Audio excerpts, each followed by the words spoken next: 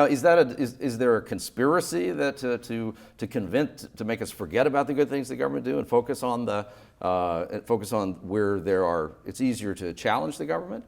Well, we do think conspiracy isn't the right word, but we do think that there are very powerful interests, right, who have found that they benefit from an environment in which government is functioning less and less well, and citizens are less and less positively inclined towards it. And the two big winners in the book, we call them the great enablers of the erosion of quality of governance in the United States. One are big elements of the business community, and the other is the Republican Party and the evolution of the modern Republican Party, both of which in different ways, and we try to explain and describe the transitions that both the business community has made politically and that the Republican Party has made politically, but both of them are much, much less committed to, supportive of the mixed economy than was true in the 1960s and 1970s. And if you go back and you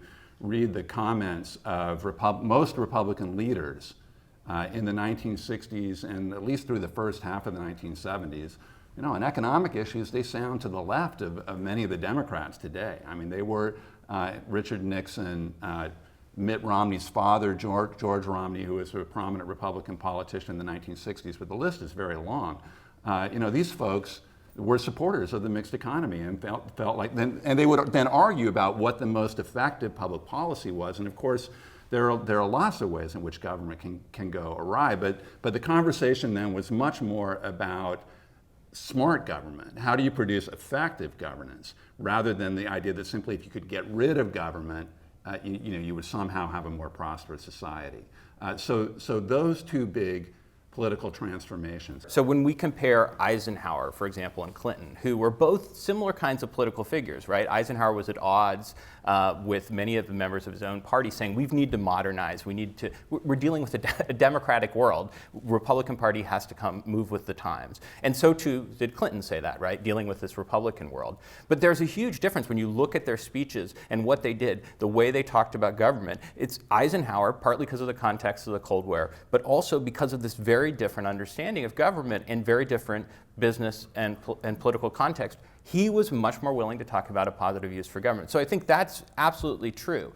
But the other thing to say is that what's happening with Clinton, where he's talking less and less, that's a broader problem than just Bill Clinton. All of the Democrats are hiding more from talking about government.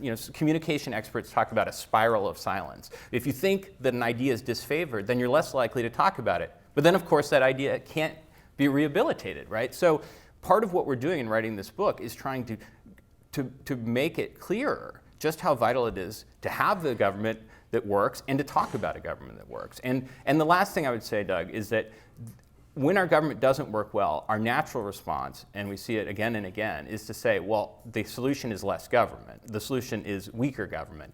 But look at the IRS as an example, right? What's happening with the IRS, this weakening of government, is meaning more and more tax dollars are going uncollected. People are having to wait in huge lines, right? Adam Smith called taxes a badge of liberty, right? The founders saw creating a national tax system as essential. When did we think that having the ability to raise the revenues to run government was a bad thing, right? So why are we weakening government precisely where we need to make it work better? So that's the point. It's not that government always works well. It's that the prescription, the all-purpose prescription that the solution is tearing down government, is the wrong prescription, and it's based on a wrong reading of our history and a wrong understanding of what makes economies prosper.